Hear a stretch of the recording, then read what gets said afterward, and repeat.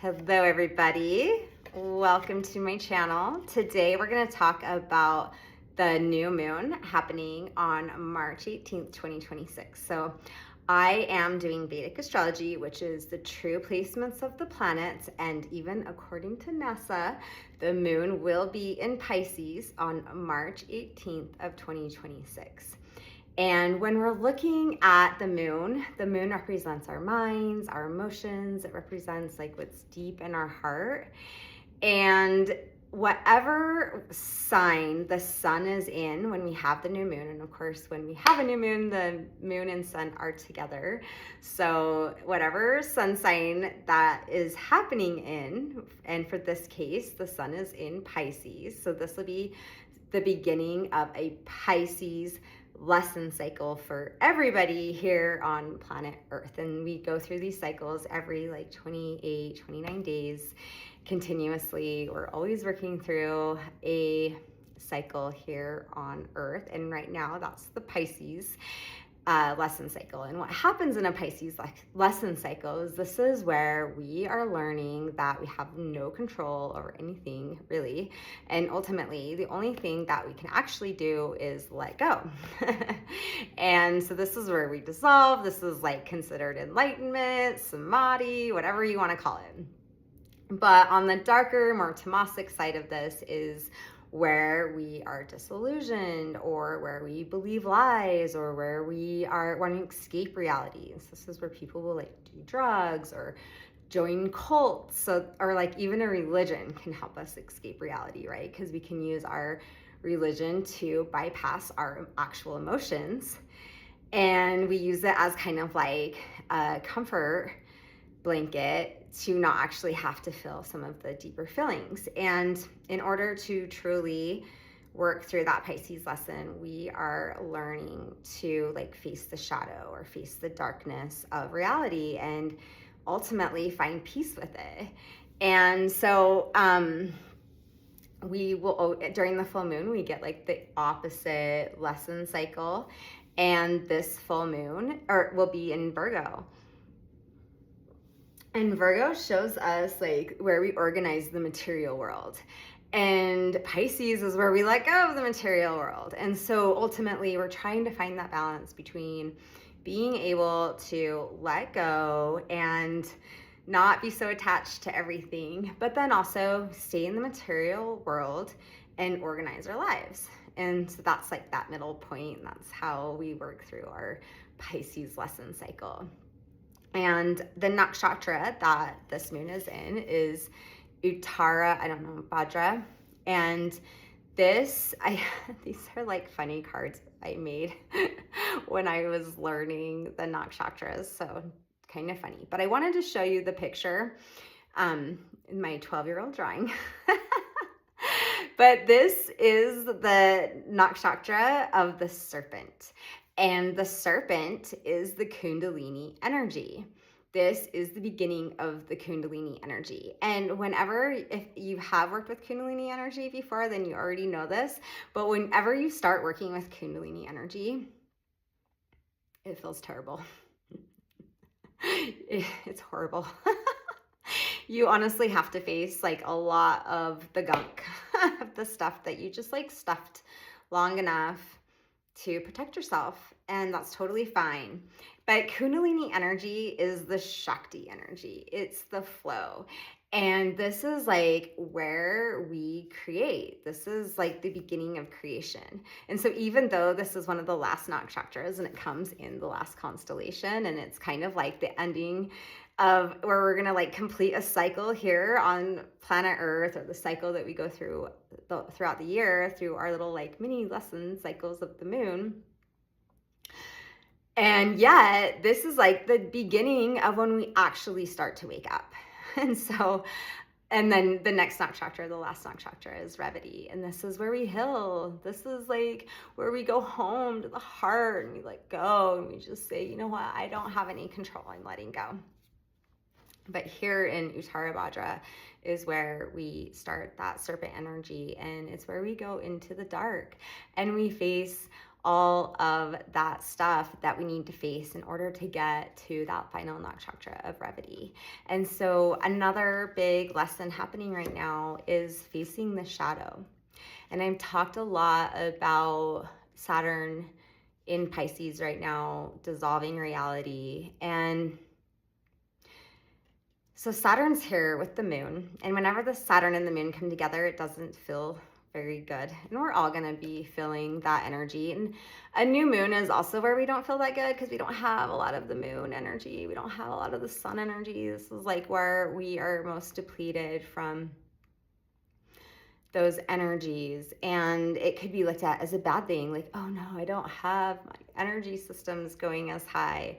But in Tantra, or when we're looking at kind of like the shadow of that, we are actually saying, no, it's good that we don't have that energy, because when we don't have that energy, some of the darkness starts to come up and surface. And a lot of us, when that happens, we're like, oh no, this thing again that I feel. And that is like, as soon as you say that to yourself, oh no, this thing again, like whatever the thing is, that's a shadow that needs to be faced. And so that's a great sign, like, oh, something's coming up, a trigger is coming up that I need to go and make peace with. And ultimately, that is the goal of Saturn, is for us to make peace with reality.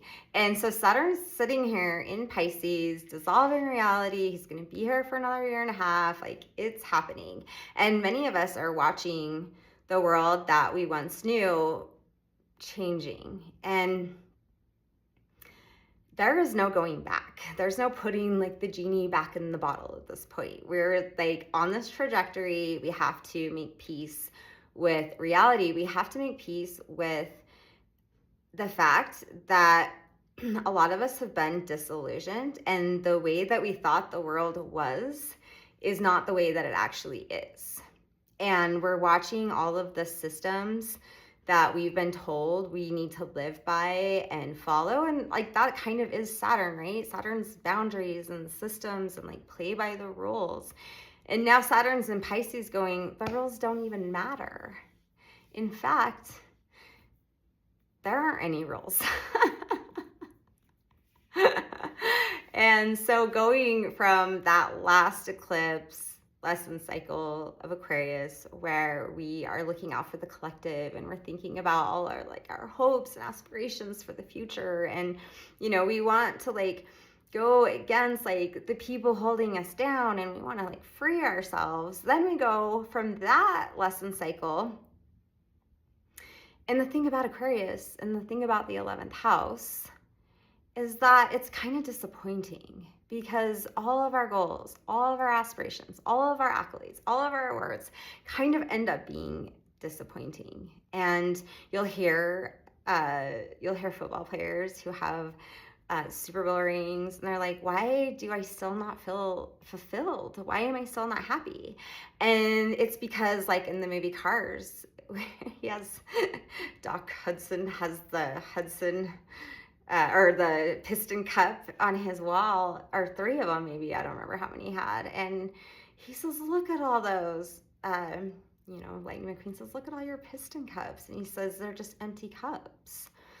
And this is what people find, is that no matter how many accolades they get or awards they get or status they accumulate, they're still never satisfied. And this is like the harsh reality of Saturn, is that in the end, a lot of this stuff isn't actually going to fulfill us. So what is going to fulfill us? So the thing that will actually fulfill us is finding bliss now. It's finding peace now. It's finding fulfillment now. If you don't have fulfillment now, you're not going to get it when this thing happens to you.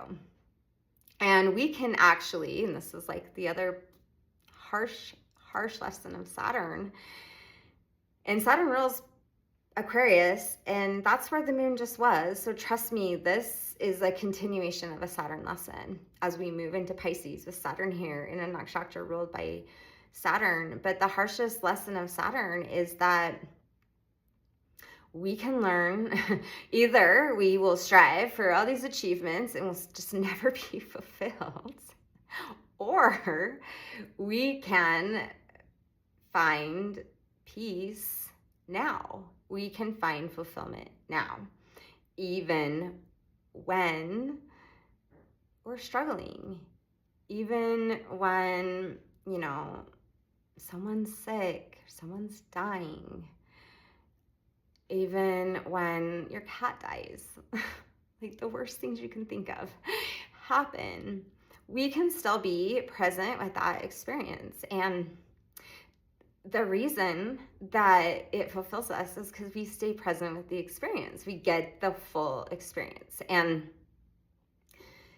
ultimately, the true guru, and Pisces is the guru. It's ruled by Jupiter, and Jupiter is the guru. And ultimately, the true guru is the teacher. And the teacher, is the experience, right? That's the guru. The experience is the guru.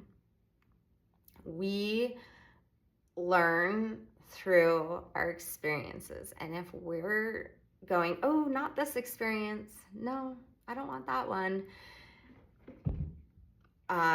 guess what? You don't have a choice sometimes. Like, it's great to have discernment. That's Saturn. Saturn teaches us discernment. But sometimes it's just happening.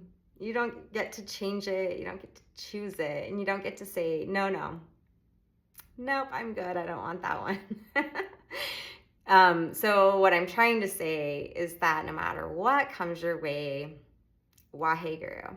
And this is like a thing we say a lot in Kundalini yoga. I think it's in part of the Sikh religion. But Wahe means, wow, I'm amazed. Like, what? And then Guru is teacher. And it's basically saying that no matter what happens, I'm in amazement of the teacher, of the guru coming through. Waheguru, a baby is born, Waheguru. A baby or a old person dies, Waheguru. We're gonna keep it light. No matter what is happening, Waheguru. Like, I'm just amazed at the teacher that's teaching me right now.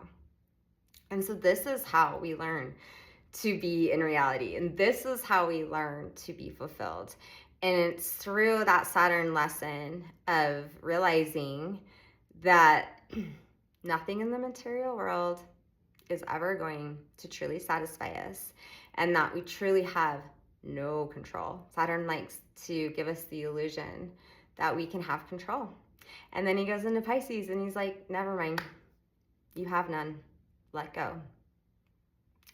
Reality is bliss. And that's the dissolving of reality right now, is helping us understand that all of these systems and all of these social constructions and all of the things that we have been told to believe, and all of the rules that we have been told to follow, and everything that actually exists is a illusion, and it's not real, and it's dissolving.